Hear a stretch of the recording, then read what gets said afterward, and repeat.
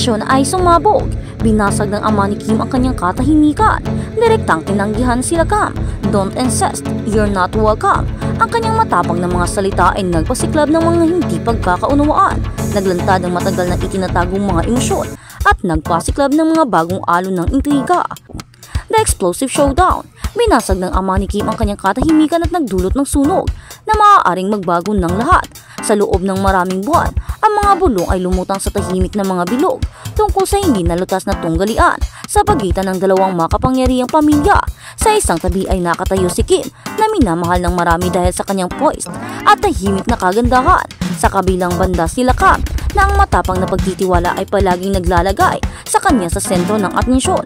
Ngunit kung ano ang nagsimula bilang pribadong pag-ikting ay sumabog na ngayon sa isang napaka-publiko at dramatikong pagharap. Isa na ikinagulat ng lahat na nag-aakalang ang away ay mananatiling nakabaon sa katahimikan. Nangyari ang lahat sa isang sandali na walang nakakitang darating. Ang gabing nagbago ang lahat, ordinaryo lang sana ang eksena. Pagtitipon ng mga kaibigan, kakilala at pamilya. Ang kapaligiran sa una ay tila sibil, ngunit sa ilalim ng magalang na mga ngiti, isang bagyo ang namumuo. Ang ama ni Kim na matagal nang nananatiling tahimik sa harap ng mga haka-haka sa wakas ay umabot sa kanyang breakpoint. Nang sumulong sila Cam, iginiit niya ang kanyang karapatan na maging bahagi ng buhay ni Kim. Gumuho ang pagpigil ng ama habang ang mga mata ng silid ay nakatutok sa kanya. Ibinigay ng ama ni Kim ang linya na sumira sa ilusyon ng kapayapaan. Huwag ipilit, hindi ka welcome. Nakakabingi ang mga sumunod na katahimikan sa loob ng maraming taon. Ang mga alingaw-ngaw ay nagpapahiwatig ng hindi pag-aproba, ngunit hindi pa ito nasabi ng direkta, napakalupit at sa publiko. Ang limang salitang iyon ay nagpadala ng shockwaves, hindi lamang sa pamamagitan ng pagtitipon, kundi pati na rin sa mas malawak na komunidad, kung saan ang kwento ay kumalat na parang apoy. Bakit mahalaga ang clash? Upang maunawaan ang magnitude ng sandali. Ang isa ay dapat bumalik sa mga taon. Ang pamilya ni Kim ay palaging proteksyon, kumuguhit ng hindi nakikitang mga hangganan sa kanyang buhay. Ang lakam sa kabilang banda ay isang mabagyong presensya, kaakit-akit sa ilan, walang ingat sa iba. Ang kanilang koneksyong romantiko man o simpleng malapit ay palaging isang paksa ng debate. Nakita ng ilan na sila ay nakataktang magsama, habang iba naman ay naniniwala na ang lakam ay kumakatawan sa lahat ng kinakatakutan ng pamilya ni Kim. Hanggang ngayon ang hindi pagkakaunawaan ay hindi nasabi. Ang pananahimik ng ama ni Kim ay binibigyang kahulugan bilang pagpaparaya, ngunit ang bukas na deklarasyon na ito ay nagsiwalat ng malalim na puot na pinaghihinalaan ng marami, ngunit hindi makumpirma. Sa loob ng ilang oras ng komprontasyon, ang mga tao ay hinihiwalay na ang bawat detalye. Sinabi ng mga nakasaksi na namutla si Kim, nahuli sa pagitan ng katapatan sa kanyang ama at ng kanyang hindi nalutas na damdamin kay Lakam. Iginigiit ng ilan na nanginginig ang kanyang kamay habang inaabot ang kanyang baso. Ang iba naman ay nagsasabing iniiwasan niyang makipag-eye contact sa lahat ng tao sa silid. Samantala, pare-parehong sinuri ang reaksyon ni Lakam. Kahit halatang galit, hindi siya gumanti. Sa halip nilapitan niya ang ama ni Kim, tumango ng ilang bisis at lumabas ng pagtitipon. Ang tahimik na pag-alis na iyon ay nagdulot ng higit pang haka-haka. Pagbibitiw ba ito, isang madiskarteng pag-urong o ang kalmado bago ang isang mas malaking bagyo?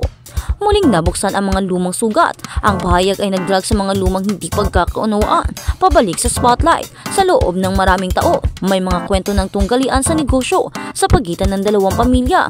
Ang mga kontratang pinagtatalunan, mga deal na sinabotay at isang tahimik na digmaan na isinasagawa sa likod ng mga saradong pinto.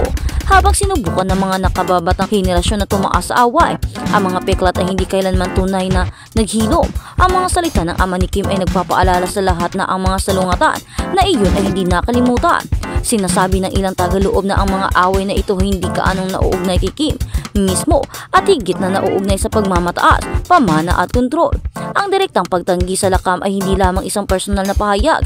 Ito ay isang deklarasyon ng mga linya ng labanan na iginuhit mula sa naipit sa pagitan ng pagmamahal, katapatan at tungkulin. Nahanap na ngayon ni Kim ang kanyang sarili sa gitna ng isang drama na hindi lang kumibo sa kanyang buhay, kundi sa atensyon ng isang buong komunidad. Sinabi ng malapit na kaibigan na umatras siya sa mga araw pagkatapos ng komprontasyon. Iniiwasan ang parehong pagpapakita sa publiko at direktahan komunikasyon sa magkabilang panig. She's devastated, sabi ng isang insider. Hindi lang ito tungkol sa pag-aproba ng pamilya, tungkol ito sa kanyang kinabukasan. Bawat pagpipilian na gagawin niya ngayon ay magkakaroon ng mga kahinatnan na higit pa sa kanyang sarili. Napakasarap ng buhay. Pagkatapos ng 9 na taon muling nagkita si Kim Chu kasama ang lahat ng 4 na magkakapatid. Libangan, Ang reaksyon ng publiko sa social media naging bagyo ng mga opinyon.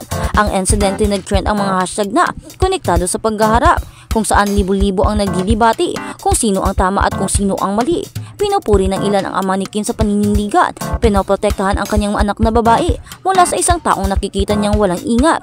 Pinupuna siya ng iba dahil sa pagpapahiya kay Lakam sa publiko at pagtanggal kay Kim at pagtatanggol kay Kim sa kanyang ahensya.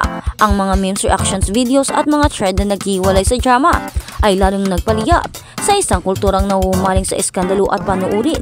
Ang paghaharap na ito ay naging perpektong bagyo ng chismis, intriga at tunay na damdamin. Ano ang susunod ang pinakamalaking tanong ngayon? Saan humahantong ang lahat ng ito? Sasalungat kaya si Kim sa kanyang ama at kakampi kay Lakam na nanganganib na mawalay ang kanyang pamilya? Lalaban ba sila Lakam hindi sa salita, kundi sa mga aksyon na maaaring magpadala o magpalala sa awayan nila? O susubukan ba ng mga pamilya ang isang pagkakasundo? Alam na ang patuloy na salungatan ay maaaring sirain silang dalawa. Sa puntong ito, walang nakakaalam ngunit ibinubulong ng mga taga-loob na isa pang paghaharap ay hindi maiiwasan. Ito lang ang pambungad sa suntok, sabi ng isang source na malapit sa pamilya. Ang tunay na digmaan ay hindi pa nagsisimula. Isang kwento na mas malaki sa pag-ibig. Higit pa sa personal na drama, ang kwentong ito ay nagpapakita ng isang bagay na mas malalim. Ang salungatan sa pagitan ng tradisyon at kalayaan, otoridad at pagnanais. Payag ng ama ni Kim ay higit pa sa isang pagtanggi. Ito ay isang simbolo ng lumang mundo na nagbabanggaan sa bago ng kontrol laban sa pagpili. Para sa maraming nanonood, kinatawa ni Kim ang bawat taong nahuli sa tug of war sa pagitan ng mga inaasang pamilya at personal na kalayaan. Ang Lakam naman ay sumisimbolo ng pagsuway at hamon ng paglaya sa mga alintuntuning ipinatanaw ng iba. Nagsimula pa lang ang tensyon, ang minsang ibinulong ng pribado ay sumabog sa hayag na walang puwang para sa pagtanggi.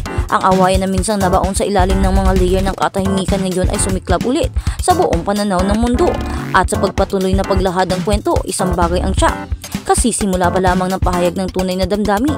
Si Kim Lakam at ang kanyang ama ay hindi na lamang mga manlalaro sa isang pribadong drama ng pamilya. Sila ay naging sentro ng isang kwento na nakakuha ng imahinasyon sa lahat ng mga manunood. Sa ngayon, maghihintay kami para sa susunod na balita, sa susunod na pagkaharap, sa susunod na kabanata sa isang alamat na nanganghako ng higit pang apoy, higit na dalamhati at marahil isang nakakagimbal na wakas na hindi mahuhulaan ng sinuman. Kaya ang tanong ng karamihan, may pag-asa pa bang maging maayos ang pamilya ni Kim? May pag-asa pa bang maging maayos ni Kim at Lakam?